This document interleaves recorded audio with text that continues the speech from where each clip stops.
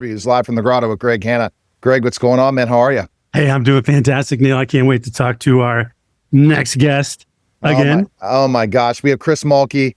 Chris has been on multiple times, but I call him a friend at least because I can text him whenever I want. So Chris, and we've never met in person yet, but I believe 2026 we're finally going to meet. But because of the new shows coming out, we want to talk about your latest projects and your music. So go ahead, Greg, with your first question. Yeah, sure. Absolutely. So in that episode, In Plain Sight, when you were Carl Hoagland, sure. How did you approach playing that character and what drew you to take that part? I really liked, I was working with Clark. He's a truly great actor, and the rest of the cast was great too. I liked the dynamic of deception that my character built a bridge that was built to fail, and his partner trusted him. And I always like when so many people construct their lives and they build them to fail. It's amazing. Set everything in motion, or just when everything is set, just when things are perfect, someone will come along and try to submarine you. And it's amazing. So that was the inspiration of that, for that role for me, anyhow. And it's really cool to be part of that show for that episode. It was great. And we built the set Neil, it was crazy outside of Albuquerque. And it was just absolutely amazing. So viewers, if you get a chance, go on whatever platform you want to and watch that thing. And I have to tell you that I do continue to get residuals because that particular episode, that particular series keeps playing and playing because it was so well written. And I have to admit, I can't remember the director's name, but he was very good. Really? And talk about specifically, and then we'll go to Greg's question. And basically, where is that playing all the time where we can check that out? Probably Hulu or Netflix. Oh, no, Amazon. You just go on Amazon. It has everything. Neil, you could do The Weekend with Chris Mulkey. I know. I looked up some of them. Some of them are bizarre, Chris. Some of them are bizarre. They are. I forget what movie we saw you in. Oh, I know what it was about this dead woman, and it was going back and forth. And you were the father, and you were driving her. I forget what movie that was. I love to work, and this time last year, I did a movie up by Edwards Air Force Base in the desert. This old man who lived in this thing, and then I went to North Carolina, and my wife played the lead in a scary movie called My Sister's Keeper, and then I went to the Bronx and did a narcotics movie, and then I did another movie somewhere, can't remember. Oh, I did a movie in Boston, and then I ended up later I'm on Why Marshals on CBS, and the news, which comes on, it premieres on CBS March 1st, and we did the first season in Park City, and we're going back to work May 1st, so it's great. I'm bad. Great. Oh, I remember I'm going to go back in my question, but Greg, go ahead with your next question, but I will tell you the one you appeared in that was a really good horror movie. Oh, no. Okay. But anyhow, my conclusion, I love to work. I love to do stuff. And you and I, we're not going to give up. We're going to do our project. But go, Greg. What do you got? Yeah, sure. In the paper, what was it like stepping into a character in that newsroom crazy environment? First of all, you're stepping into a series where it's loaded with top to bottom with brilliant comedians, just brilliant comedians. And the woman who played my wife, Nancy Lenahan, is a genius, and I know her from the way back. And so they just called me up and said, "Come, why don't you come do this thing?" But it was such a pleasure being on the set, and everybody's so funny and so genuine and so gracious. But man, they're smart. I think they're smarter than I am. When I talk about the paper, first I did not like the show, Chris. Then I got to learn to love it. I think that the pilot wasn't great, and this is my opinion, but it got so much better. And at the end, you're like, once your character was involved, you're like, oh my gosh, I want to see season 2.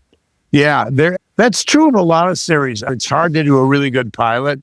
If you remember The Sopranos, I had a lot of friends on The Sopranos, and I watched the pilot, and I went, I don't get this. And then, like you said, a couple shows in, you go, oh my God, this is brilliant. So Yeah, the paper was fun. It was good to be. I'm generally a dramatic actor, but I can be funny. I'm warning. I can be funny. So yeah. And play the guitar.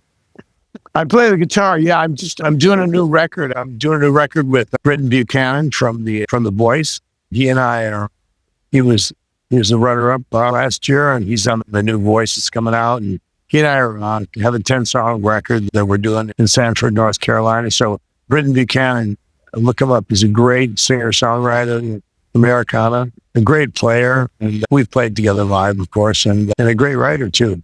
See, Greg, this is the thing. We make this a family affair. We're going to, and different projects affair. We'll have Chris on with him if he's ever available. So we'll try to get that set up. Now, Chris, here's the horror movie I watched. You did a brilliant job in. Mother was really good.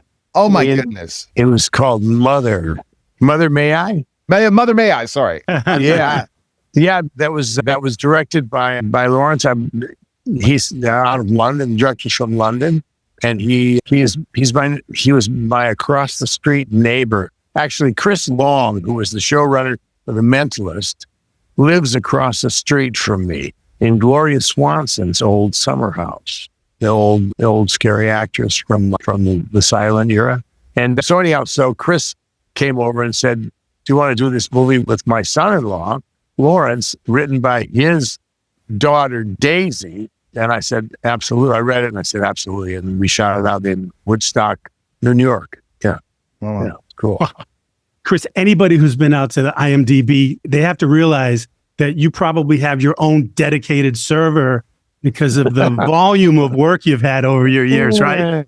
I mean, we already talked about First Blood, Captain Phillips, Whiplash, Feeling Randy. The longest just goes on and on. What kind of roles are you most excited about taking on now? How come? I'm excited about doing the Barroom Prophet in my daughter's new movie that I'm producing called Floating. I'm going to do that. I'm really excited about that. And then after, but before I do that, but wait a minute, there's more. My wife, Dana Sparks, who was on Passions and was regular on Jag and Knox Landing and stuff. And anyhow, Dana Sparks and I are doing a movie in Texas called The Texas Dead.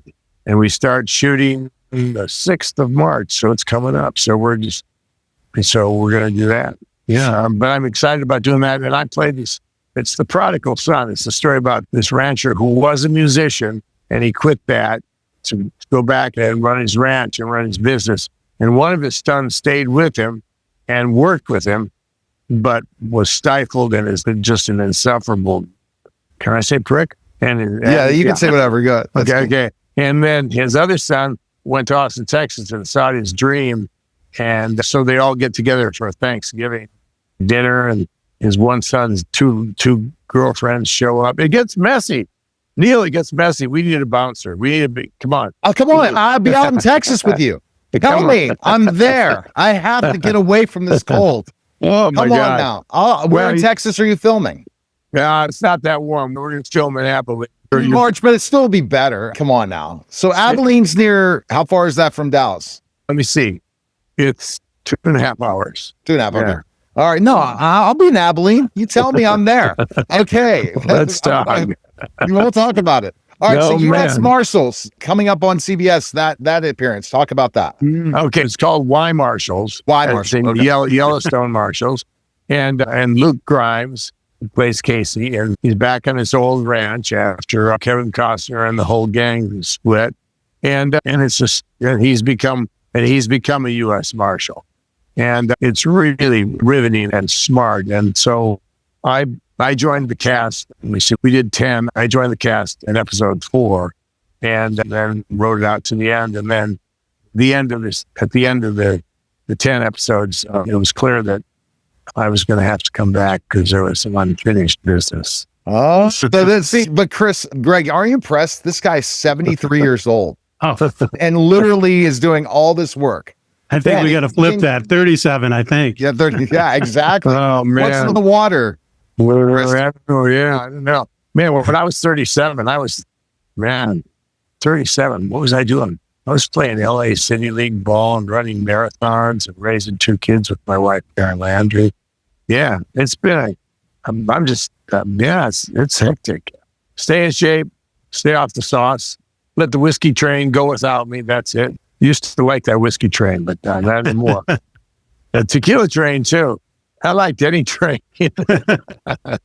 I was a handful. But yeah, no, I just keep busy. That's great. And I'm mixing. I just wrote a great song, by the way, with a great songwriter, Steve McClintock, who wrote for Whitney Houston.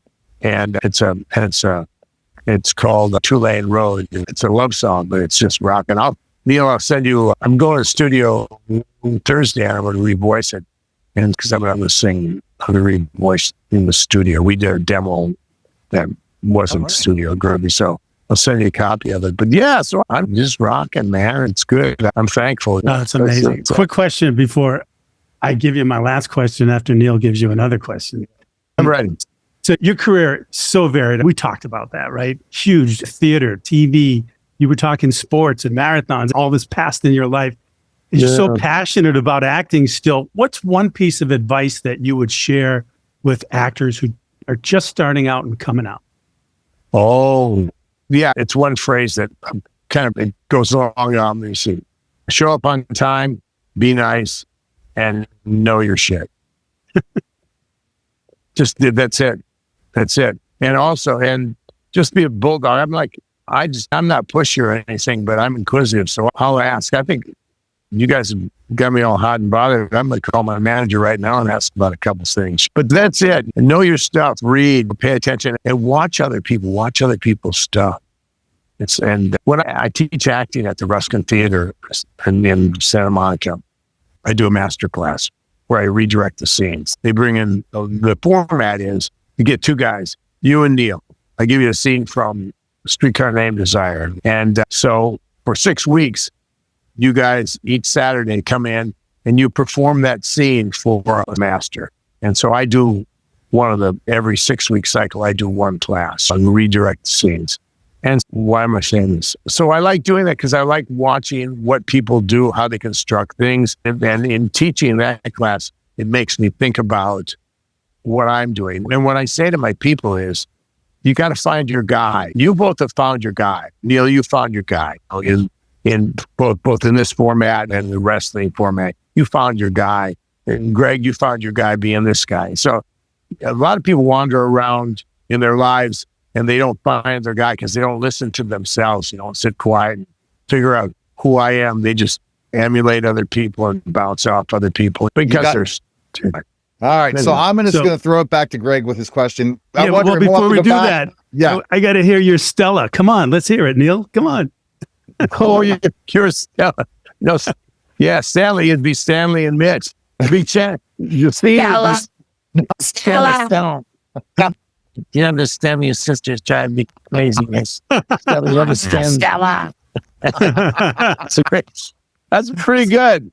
I cast you guys. No, I've done other impersonations, as Greg knows. But Greg, go to your final question. Yeah. We can have all day long with Chris, but we got to talk business with Chris. Go ahead. Yeah. All right. So Chris, thank you so much. It's always a pleasure to catch up and chat with you. So you told me about acting, how to help people, but let's talk about life in general. What do you feel is the most important thing in life so far that you've ever learned? Just listen. Just listen. I was doing a movie. I got cast in a movie. I arrived in Montreal. I'd grown this great goatee. I had this guy, my character. I knew I hadn't met the director at all, but I'd saved the script. I had my whole guy down, right? And I'm going, I'm just passionate about this guy. He was a bad guy. And so I go in there and we have the first meeting and Max goes, Chris, he's an Egyptian director. He worked with Godard in Paris and stuff like that. Just huge chops, right? Bald head, looked great. And I go, and he goes, Chris, none of this will work. See what you have? No, and what you're thinking, no. And I got really steamed. I didn't show it, but in my, how you sit there and you're just going, this guy. And then I looked at him. I'm not kidding you guys. I looked at him and across his head in blue iridescent letters, it said, listen. Wow. I'm not kidding. And that was 30 years ago. Oh, that was awesome. probably 50 movies ago. But yeah, listen and be kind. Yeah. Yeah. Be kind. Think about what the other guy, think about, even though somebody takes a shot at you, move to the right and then, avoid and pop one. If nobody's taking a shot at you, listen and figure out like why those people are so crazy. Now, Exactly. and I can't tell you why ICE is so crazy, but I can tell you that in everyday life, kindness, gotta figure it out. And yeah, that's Exactly. Because Krabby's not attractive. Yeah, that's right. We really appreciate it, Chris. Thanks again. And appreciate it, Greg. And that was the special simulcast of the Neil Haley Show and celebrity interviews live from the Grotto. Greg, Hanna, guys, take care. Come on now. We go. Have a good